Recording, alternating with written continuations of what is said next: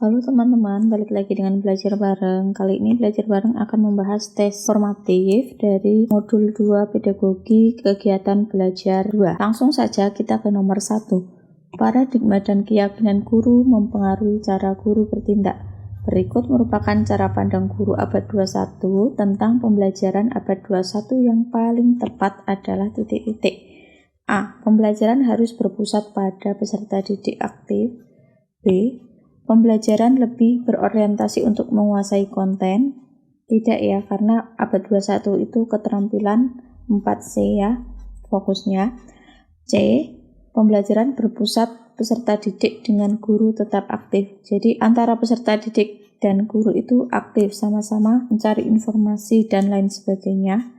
Atau D, guru aktif memfasilitasi peserta didik merespon. Ini kalau hanya merespon berarti kan peserta didiknya pasif ya. Kemudian E, pembelajaran dimediasi teknologi peserta didik aktif. Untuk nomor 1 ini, jawaban yang paling tepat adalah yang C ya teman-teman, yaitu pembelajaran berpusat peserta didik dengan guru tetap aktif. Jadi tidak hanya peserta didik yang belajar aktif, tapi guru juga aktif mengupdate informasi, memberikan fasilitas kepada peserta didik untuk belajar.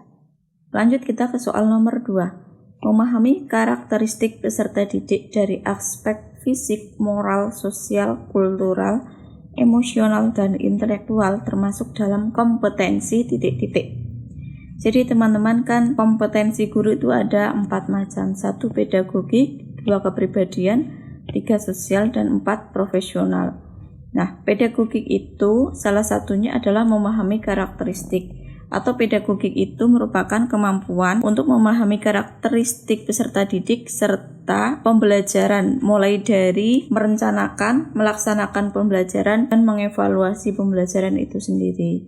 Jadi jawabannya adalah yang A. Lanjut kita ke nomor 3. Menunjukkan etos kerja, tanggung jawab yang tinggi, rasa bangga menjadi guru, dan percaya diri merupakan kompetensi titik-titik.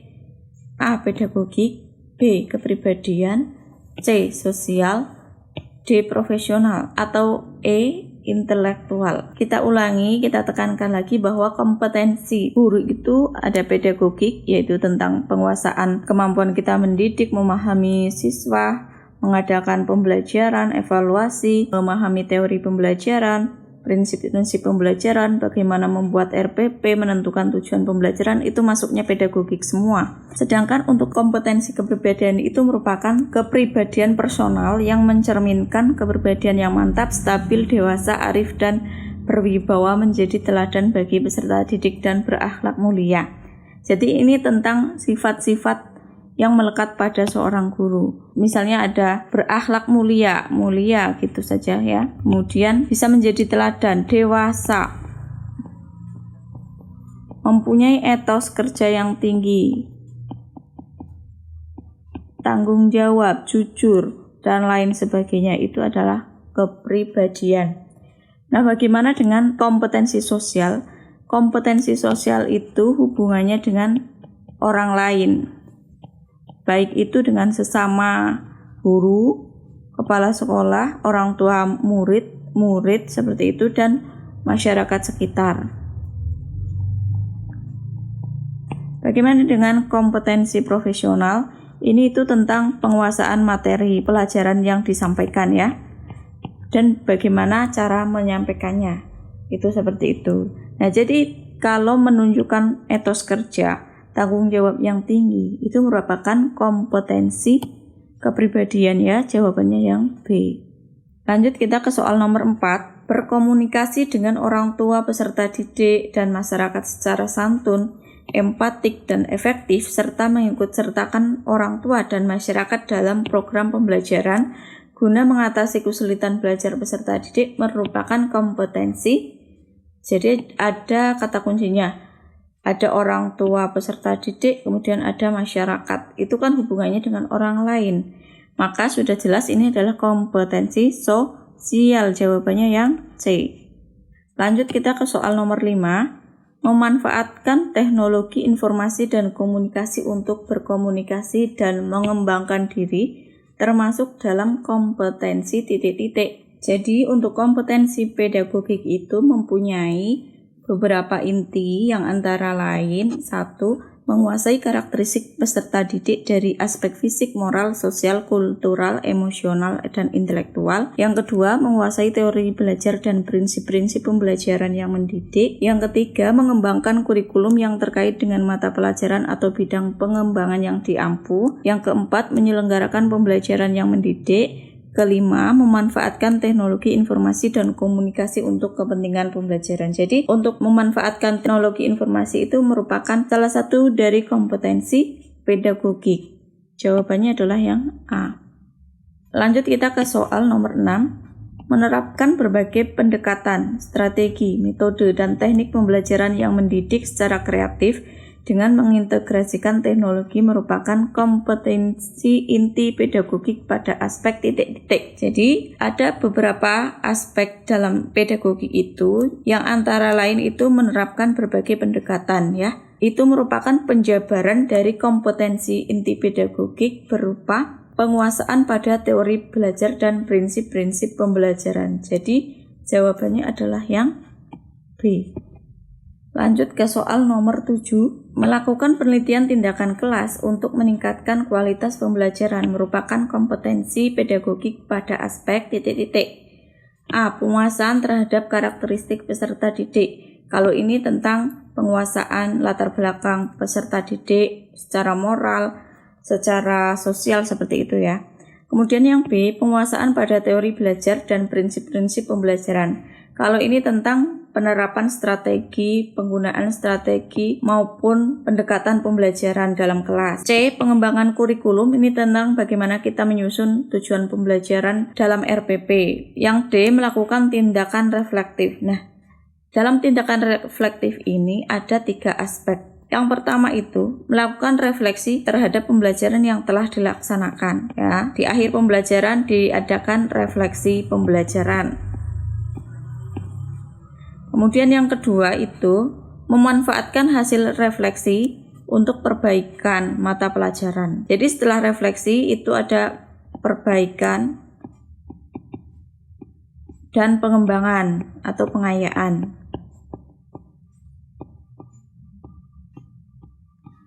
Dan yang ketiga itu adalah melaksanakan PTK untuk meningkatkan kualitas pembelajaran. Jadi sudah jelas jawabannya adalah yang D. Lanjut ke nomor 8. Menyediakan berbagai kegiatan pembelajaran untuk mendorong peserta didik mencapai prestasi secara optimal dengan kreativitasnya termasuk kemampuan pedagogik pada aspek titik-titik. A. Penguasaan terhadap karakteristik peserta didik. Tidak. B. Penguasaan pada teori belajar dan prinsip-prinsip pembelajaran. Tidak ya. C. Pengembangan kurikulum. Ini tentang RPP, tentu tidak. Yang D. Penyelenggaraan pembelajaran yang mendidik. Atau E. Memfasilitasi pengembangan potensi peserta didik. Nah, jadi jawabannya itu sudah jelas, yaitu yang E. Memfasilitasi pengembangan potensi peserta didik.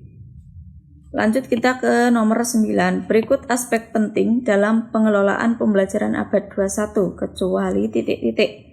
A. Merancang pembelajaran yang kreatif dan inovatif. Ya. B. Menghindari penggunaan smartphone yang berlebihan dalam pembelajaran. C. Menerapkan kemampuan berpikir tingkat tinggi. D. Menerapkan metode pembelajaran yang bervariasi. E. Mengintegrasikan teknologi dalam pembelajaran. Nah, yang bukan aspek penting adalah yang B ya teman-teman, menghindari penggunaan smartphone yang berlebihan dalam pembelajaran. Lanjut kita ke soal nomor 10. Indikator guru mampu memanfaatkan hasil penilaian dan evaluasi yang dapat mempengaruhi kebijakan adalah titik-titik. Jadi kita ingat lagi ada 10 indikator inti dari pedagogik. Nah, salah satunya itu tentang melaksanakan penilaiannya ya. Nah, ini yang termasuk indikator mampu memanfaatkan hasil penilaian itu yang mana? A. Memanfaatkan hasil refleksi dan penilaian untuk pengembangan mata pelajaran yang diampu. Ini tadi kemampuan untuk melakukan refleksi, ada sendiri. B. Menggunakan informasi hasil penilaian, ini termasuk refleksi ya. C. Menggunakan informasi hasil penilaian dan evaluasi untuk merancang program remedial dan pengayaan. Ini refleksi. D. Mengkomunikasikan hasil penilaian dan evaluasi kepada pemangku kepentingan. E. Memanfaat informasi hasil penilaian dan evaluasi pembelajaran untuk meningkatkan kualitas pembelajaran. Nah, yang berkaitan dengan di sini ada kata kuncinya kebijakan. Kebijakan itu ditentukan oleh misalnya kepala sekolah, pengawas sekolah seperti itu kan, atau dinas pendidikan. Nah, bagaimana guru memanfaatkan hasil penilaian siswa untuk mempengaruhi kebijakan, yaitu supaya bisa tahu kepala sekolahnya itu tentang bagaimana nilai dari siswa atau peserta didik, maka guru adalah mengkomunikasikan hasil penilaian dan evaluasi kepada pemangku kepentingan. Jawabannya yang D.